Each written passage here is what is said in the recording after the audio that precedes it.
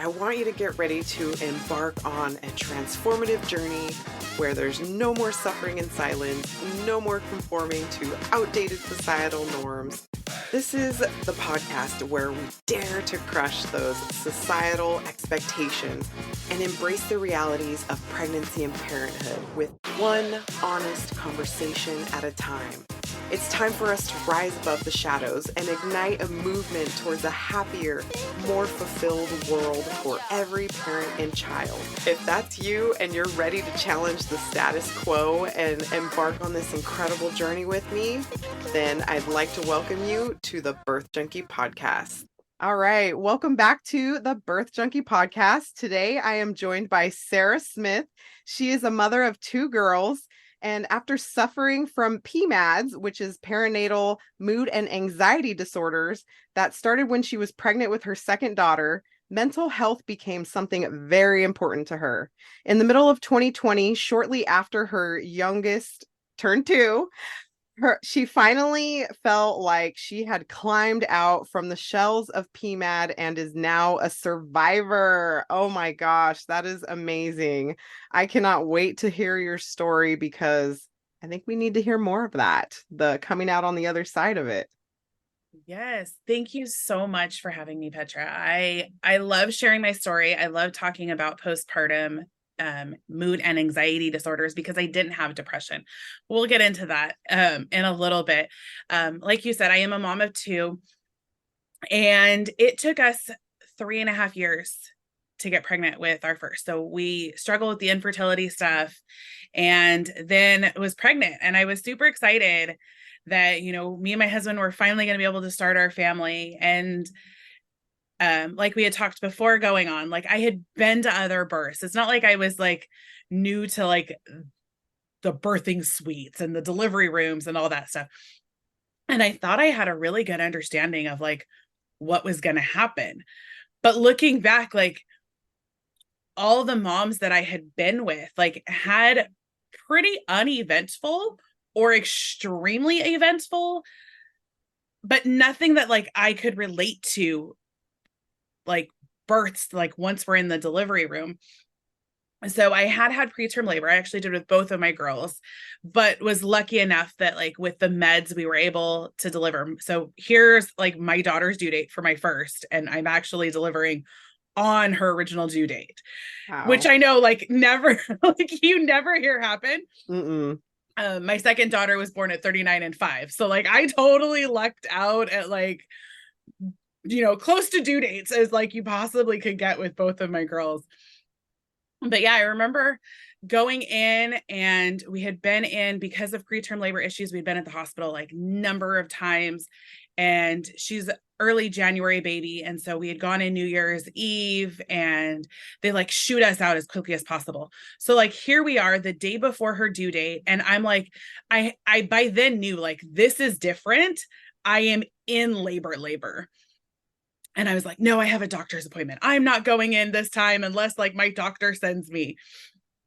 And so I remember also not being able to eat. Like I remember telling my husband, like, you need to bring, like, just give me some oatmeal. And all I could think of was like, I wanted something to eat that if I had to throw up wasn't actually going to hurt as well. Oh my gosh. Okay. So I got to stop you for a second.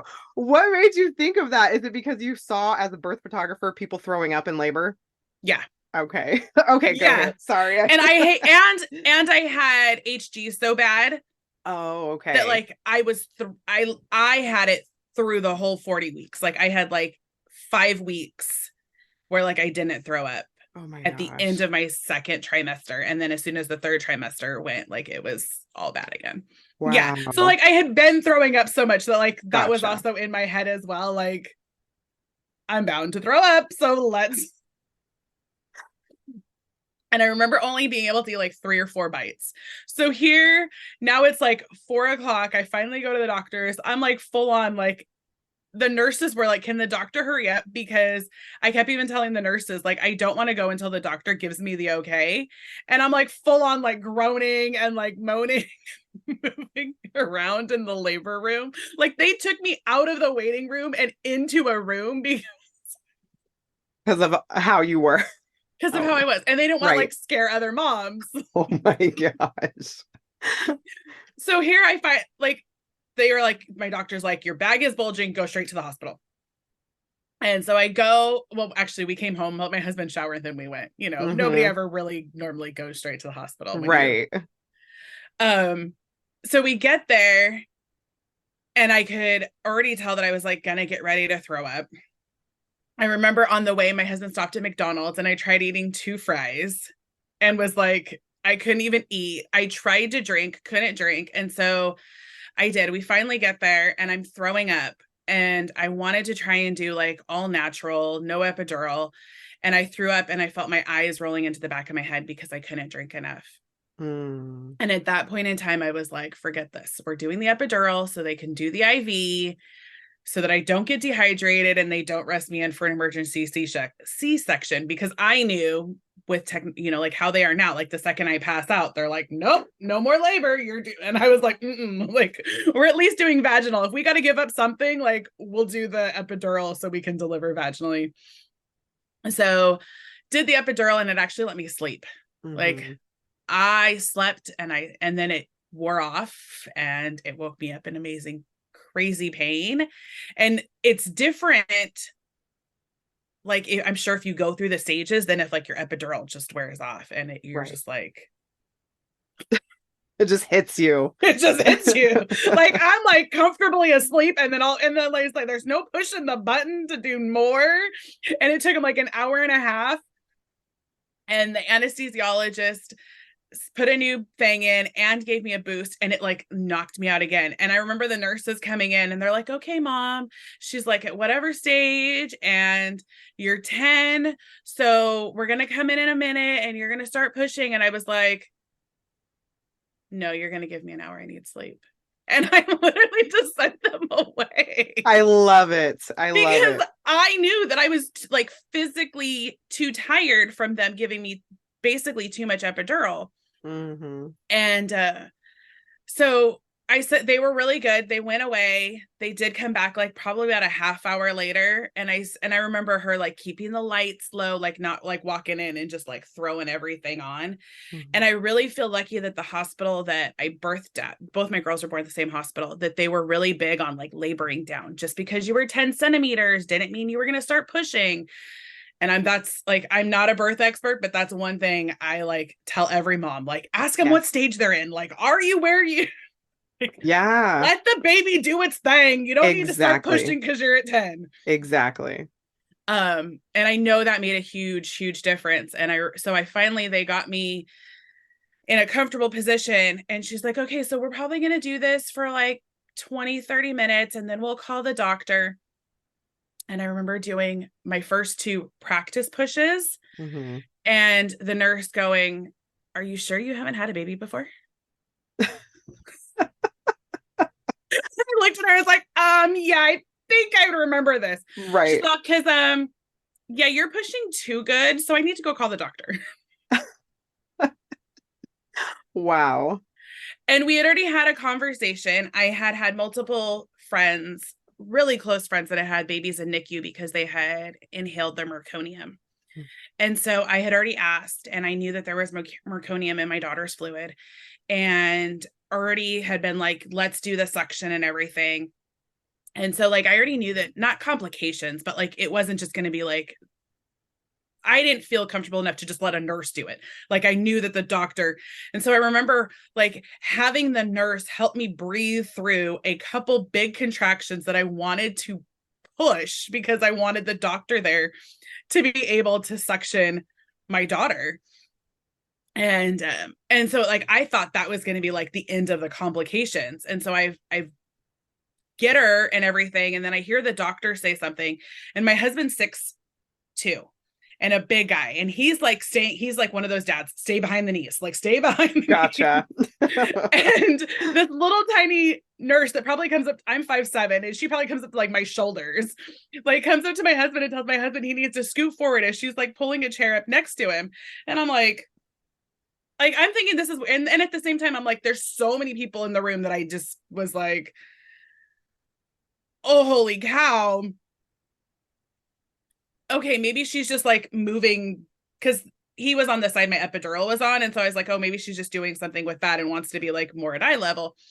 The next thing I know is like the doctor says something, and the nurse on both sides of me like take my legs and fling them behind my head. Like I'm literally talking, my knees were touching like the back of my ears. And Oh my that's because gosh. they were worried that my daughter had shoulder dystocia and wanted to make sure everything was wide open enough to actually help her get her shoulders out without having to like break the collarbone or something if they have to. Sometimes they do that. There's like Okay. manual maneuvers they can do too, but that is that's one of the things they do. Yeah. Yeah.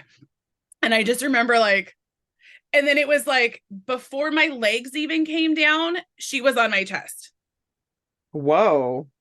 And so it was like, what? Just, oh my gosh, I've got a kiss. And so Wow. it was just like shock from looking around, and then her just, and the doctor told me that he said something to the nurses, and he said, don't grab her. And so like that's why she had like a super short umbilical cord. Oh, And okay. so like he didn't want, because I think he thought I was going to be like focusing down there when like my eyes were like, where are my legs and my.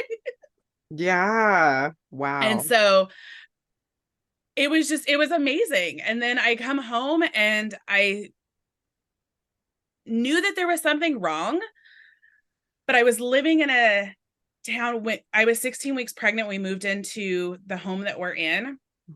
And I didn't have, my friends lived like 45 minutes away. And so I thought that like a lot of these weird feelings that I was having were just because like I didn't have the friends and the like my family doesn't live close by. And so like the friend support that, I had seen with other friends when they had had their babies, and how Mhm. I had been with other friends when they had had their babies. And us as society, we're so good about talking about, well, if you have any depression thoughts and baby blues last longer than a week, like you really need to let your doctor know. And we scream PPD and postpartum depression as a society. We're really, really, really good about making sure that our moms aren't depressed, but we don't talk about all the other mental health issues Mhm. that we can face as moms. We don't talk about anxiety. We don't talk about OCD. We don't talk about psychosis, because we don't talk about psychosis because when we go to that, like everybody goes to like the Andrea Yates of the world and like the extreme. And so nobody wants to mention these because everybody's so scared. And we're so good about screaming PPD, but we leave so many moms out by doing that. Oh yeah. So many moms out by doing that, that it's okay to feel anxious. It's okay for you to either not want anybody to touch your baby or be like, here, you're a mom, so you know what to do. And that was me. I was the like, oh, you're a mom and my kid's crying and you want to hold her and see if like you can swaddle. And I was like, I've tried swaddling, it doesn't work. But if you like, here's my kid. Like I was the one, like I wanted to connect with more moms and more people because I was like, hey, take my kid because I don't know what to do. Because my anxiety was so high. And that's what I noticed. Like my anxiety was so high when I was around her, but I could be in the same room with her and somebody else be holding her and my anxiety was lower. Mm. And so I wanted to like let everybody hold my kid because I then felt normal. And I was like, okay, so am I being a good mom if I want everybody else? Like, there's got to be something wrong with me if I don't want to hold my own. Not that I didn't want to hold her, because we were breastfeeding and she was doing good at that. And like, I would hold her. But if there was somebody else in the room, I was like, I'd almost like walk in at my in-laws and like look around and be like, who can I pass her off to? Yeah, and that's normal. I mean, we always scream from the mountaintops, don't let anybody else hold your baby. But yes, if that feels good to you, then that's okay. But if it also feels good to you to hand your baby to somebody else because, like you said, you had anxiety and you felt your anxiety level go lower, do that. Like do whatever feels good to you.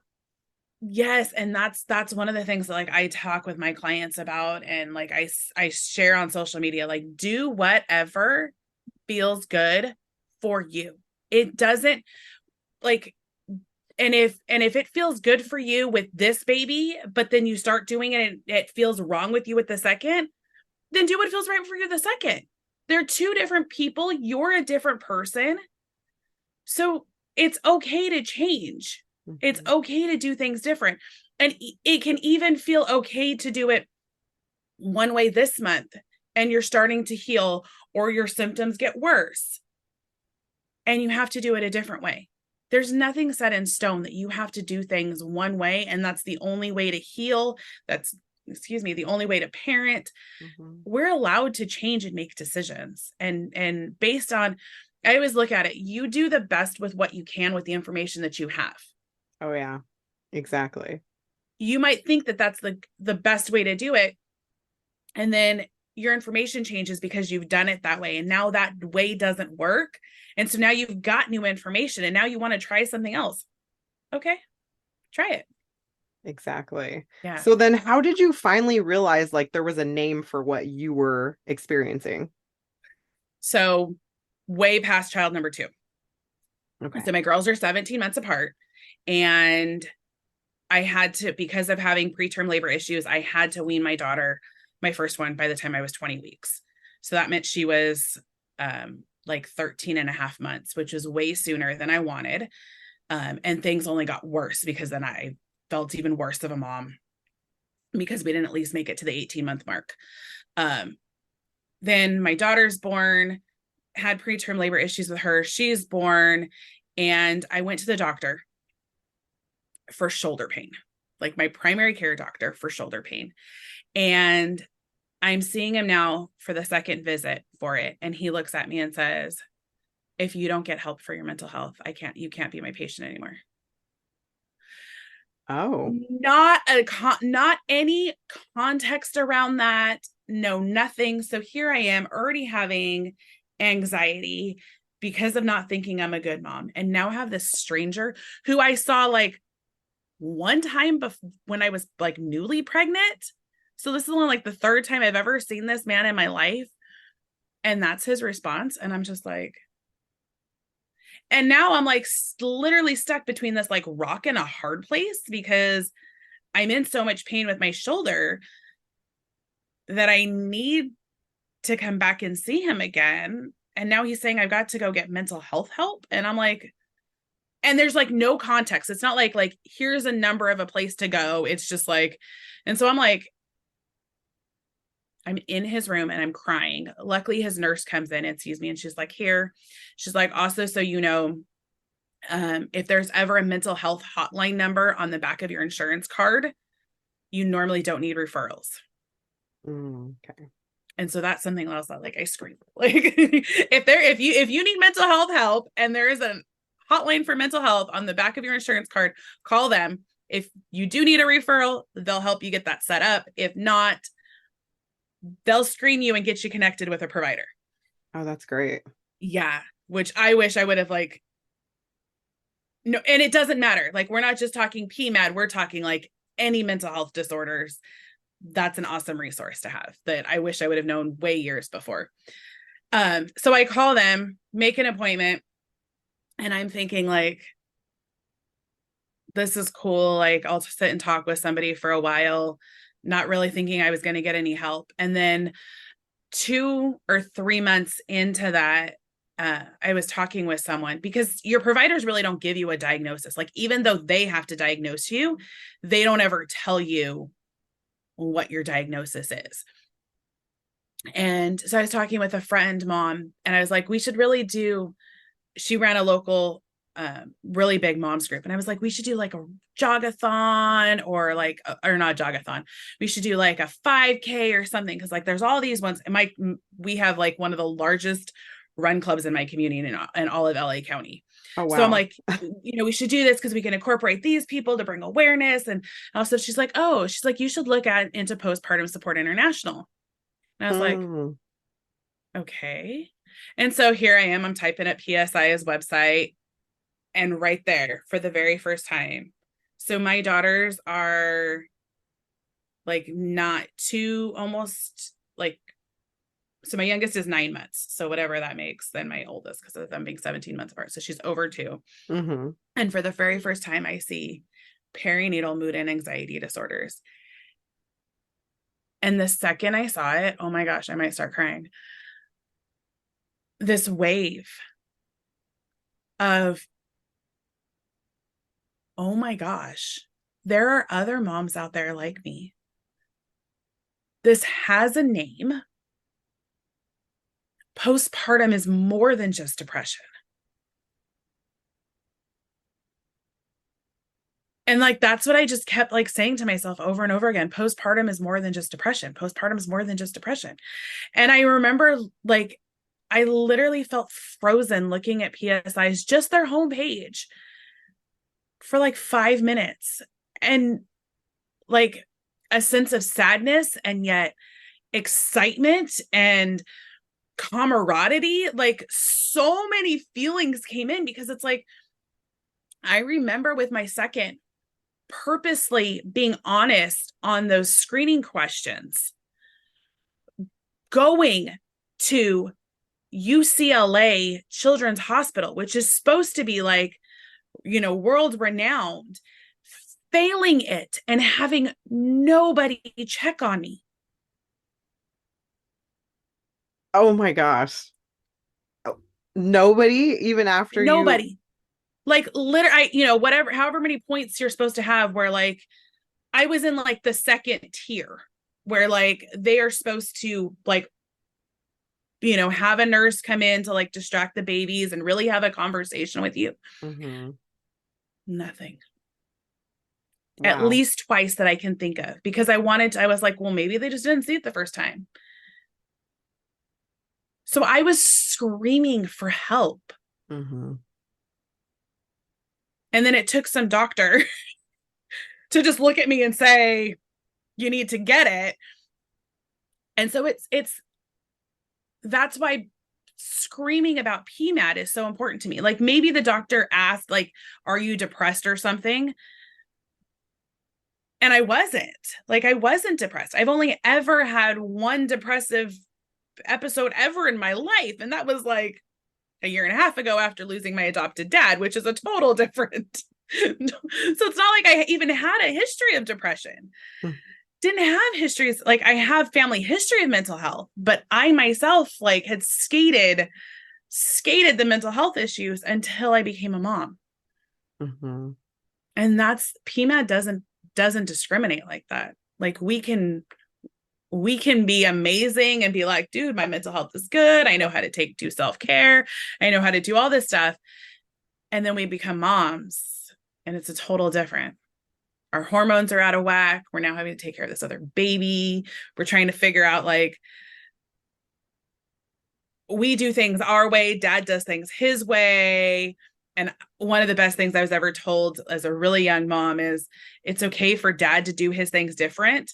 You don't wash the dishes the same way as your husband does. You can't expect him to take care of the kid the same way you do. If he's not going to, you know, dishes, like as simple as like laundry and dishes, you're two different people, you do them different ways. Like it's going to be, and that was like one of the best things.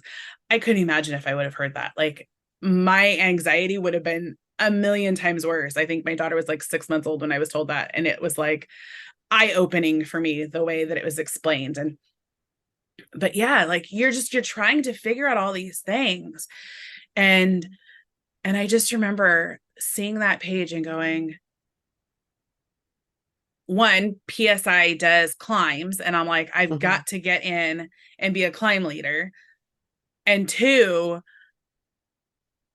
okay. And like just started absorbing like every piece of literature that PSI had, because I knew if I was experiencing what I was experiencing, that there were other moms out there that were feeling undiagnosed as well.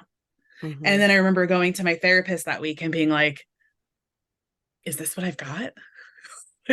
And in her eyes, she was PSI certified. And so her eyes lit up and was like, yeah. She's Wow. like, and just and she was a new like her son was like only a couple months older than my youngest daughter, so like she was a new, and so like I feel so lucky that like my first talk therapist was like an amazing therapist. I would have total different thoughts on therapy if I had had some of my other therapists I've had after her as my first. But yeah, it's just knowing that there's something is just so amazing. Just so amazing. Wow, that is awesome. And I'm so happy you mentioned them because I actually have a podcast interview coming out with a PSI leader in my area. Oh, She's I'm excited. actually hosting a climb this weekend.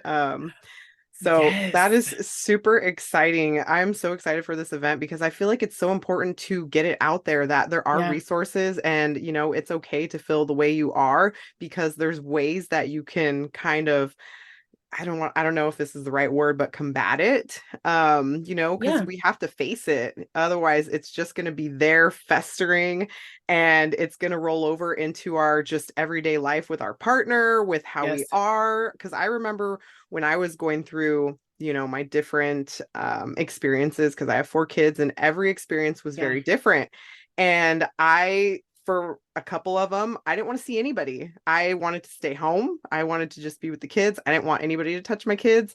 But with a couple of the others, I was like, please take my child. Like, I can't do this. Like there's so many different ways that it looks Yeah. because everybody's different. So if somebody is wondering if they have one of these mood disorders, what would you say is the best way to kind of figure out whether you do or not?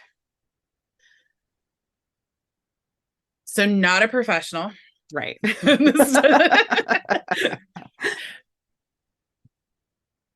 And but what I tell most of my clients and moms when I meet with them is I normally say, well, if you're questioning it, you probably do. And the fact that you're questioning if you're a good mom means that you're a good mom. Exactly. Oh my gosh, I love that. So I always start there. Like, Okay. if you're questioning it, you Hmm. probably do. And you're a good mom for questioning it. Hmm. And we don't hear that enough, that we're a good mom. Yeah. And so that's always where I start. Uh, Second, I always refer everybody back to Postpartum Support International. They've got different resources and tips that can just help explain it better. Like, I've thought about putting like my own cheat sheet or spreadsheet on my website, and I'm like, I can't do it as good as, like, I would be copywriting if I were to do it any better than PSI does. So I just send everybody over there. Awesome. Because I also don't know where you live. And I want to connect you with PSI over me for that, because they've got climbs literally all over the world. Like, Hmm. for 5 years now, they've had climbs in Kenya. Oh, wow. That's amazing. Like, not every province in Canada is there a climb. I think maybe this year. I think maybe I should take that back. I think this is the first year where they finally have a climb in every province in Canada, but they've had climbs in Kenya because they're Wow. like, there's somebody, and that's what's like, and I say that because postpartum doesn't discriminate. It's literally something that happens all around our world. And PSI then has, local chapters wherever, I know we're both in California, but, Hmm. they've got them in almost every state. And if they don't have them in states, then they at least do have some kind of resources for moms in those states, because they do know that they don't have like a local chapter, and it's a lot smaller of the list on where we're at with not having local chapters. But connect, like, if you do have a local, California has like a bunch of different chapters. Get in and connect with your local chapter, because then they're going to have more local resources to connect you with. Hmm. And then get out and hang out with other moms. And I know we always worry about, oh, is that mom going to be judgmental? Oh, is that mom going to be this? And what I found is so few moms are actually as judgmental as we think. Yep. There That's true. are, Of There are course. those moms. But those moms don't normally want to go to the support group meetings because they're worried, extremely worried how others are going to judge them. Like it's almost like it's not a thing that they can physically go to because they're so worried about the judgment. And one of my tips, I actually use it for trying out new churches, which is a whole nother topic as well. But I show up to those in like my most crazy mom leggings, crazy bun hair, my girl's hair, like some like at least like fingers ran through when I would go and try them out, because I always wanted to see like, how are you going to react if I show up on a bad day? Mm. How are you going to react?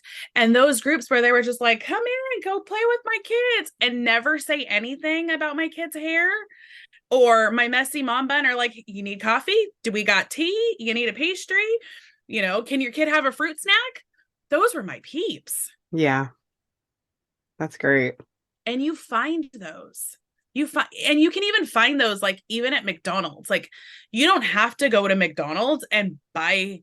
Like I remember one time I was this recently going, and there was a mom there, and I could tell she was struggling, and it was just my two girls and her son at this one point. And I went, and my girls were asking for something to drink, and I went up to the mom and was like, hey, I'm gonna order like the $2 slushy drink or whatever it is. It's like, can I get one for your son? And she like just like lost it. And I was like, okay, does he want red or blue? And like I knew that tear was like, you care about my kid? Yeah. And yeah, there's moms that care about you and your kid, and they don't even have to know you. And then we just sat down and we talked. Just whatever I was like, just come hang out. Yeah. And I didn't say anything at first, and I waited because I could tell she was emotional. And that's the thing. Like, you don't just sit. Don't necessarily ask the hard questions, because we got to break the ice first. Mm-hmm. Just sit down at a park next to a mom struggling. Yeah. And introduce yourself. And you never know what kind of, impact it'll make, because I'll share a quick story. I Yeah. was like 2 months postpartum with my fourth baby. I was at the store and I was by myself with the kids, and I was so overwhelmed. And I was just getting like a few things and like a case of water. And the baby started crying, and I was like, okay, I'm gonna get this water and we're gonna leave. So I'm over here picking up this case of water, and I dropped it. And I was like super embarrassed. There was people in the aisles next to me, and this lady came up to me and just put her hand, I'm going to start crying. She put her hand on my shoulder and was like, it's okay. You can ask for help.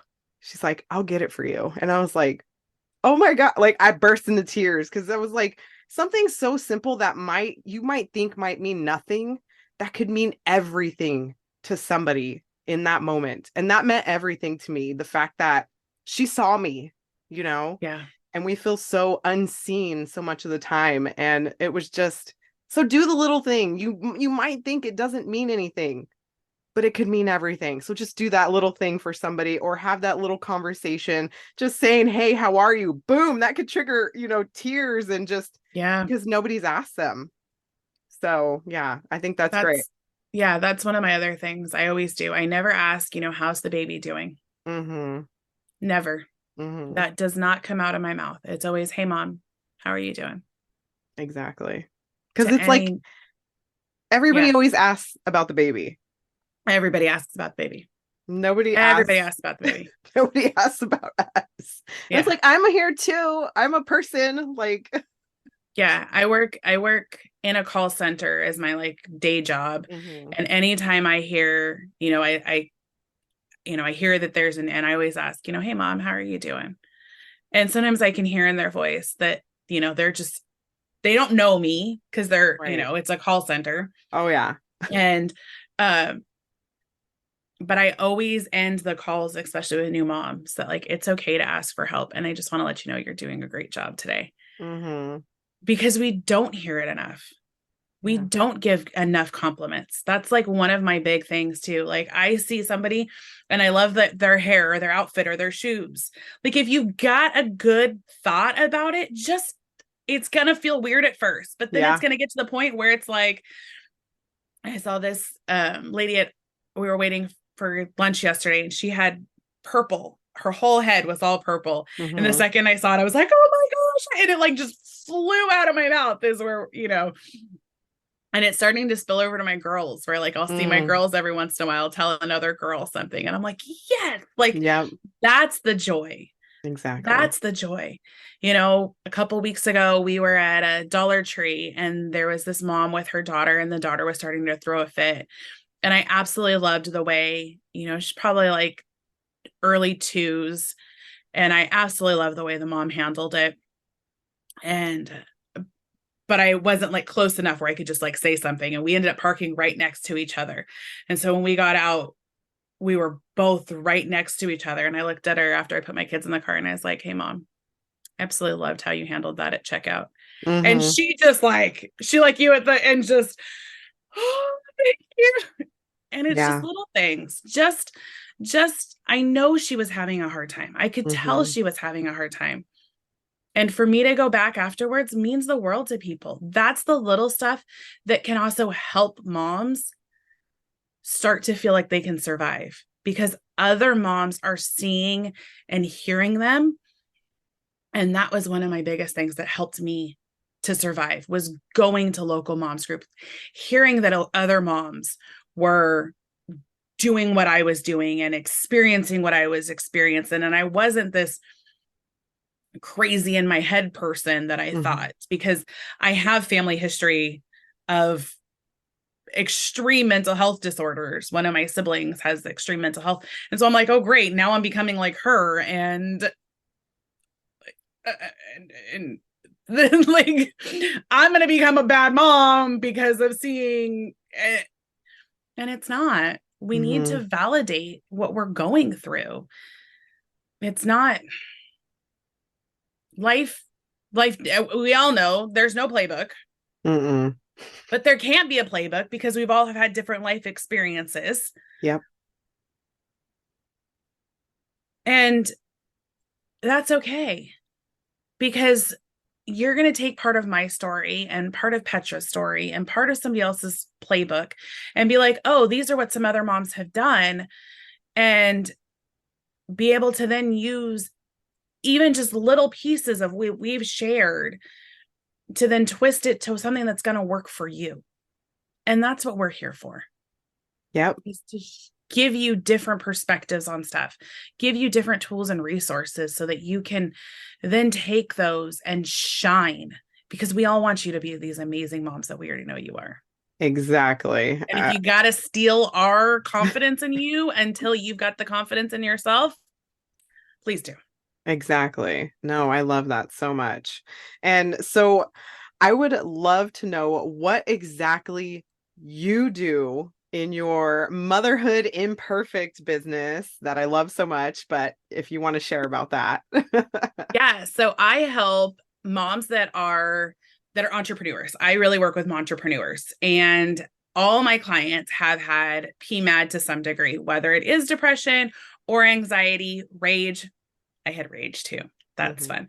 And it's something that even at my girls being 5 and 6 that I'm still having to work on because it became a certain style on how I parented, and it doesn't suffice my family. And I know it doesn't.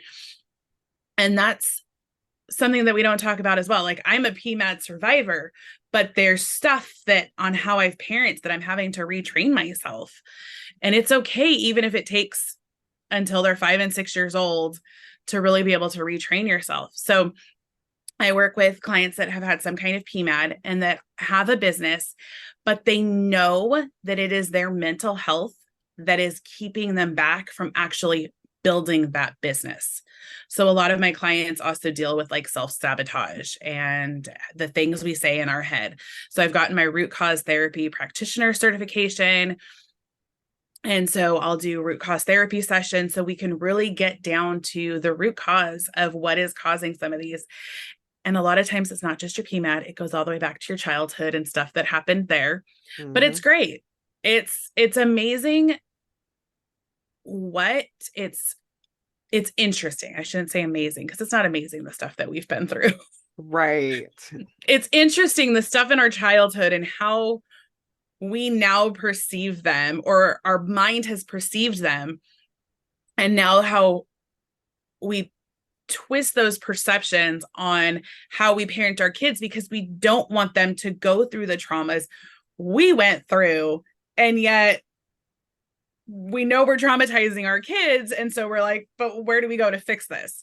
And so that's why I also love doing all my root cause therapy stuff, because we can really let moms heal at the root cause, process all of those feelings that come with it that are buried deep down inside. And then we do, specific affirmations, because your generic affirmations, while they can work if they're done at a certain way, they're not tailored to you. We really got to make sure that we're tailoring the affirmations for things that are for you. Getting your kids, if you want to do affirmations with your kids, tailoring those affirmations to your kids. Absolutely love Snoop Dogg's kids affirmation thing, but absolutely, I'll hear my girls go around singing it every once in a while. But we got to tailor those stuff to you. Doing journaling, so it's not just journaling, but making sure that the stuff on our to-do list is actually things that are things you really need to accomplish. Because we're really good at putting things on our to-do list as business owners that aren't going to move the the way I rolled my eyes. We are so good at it. We're so good at putting things on our to-do list because we know we want to just feel like we've accomplished stuff, which is awesome that we want to feel like we've accomplished stuff, but they're not money moving needle action stuff that can actually get us moving our business forward and helping us heal.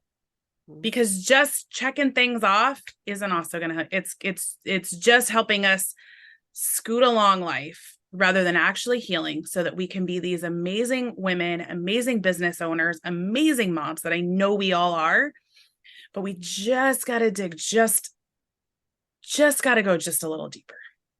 I love that. Oh my gosh, that is amazing. So if somebody would want to work with you to work through this, oh my gosh, I feel like we all need to do this. But if they want to work with you, what would be the best way to get into contact with you?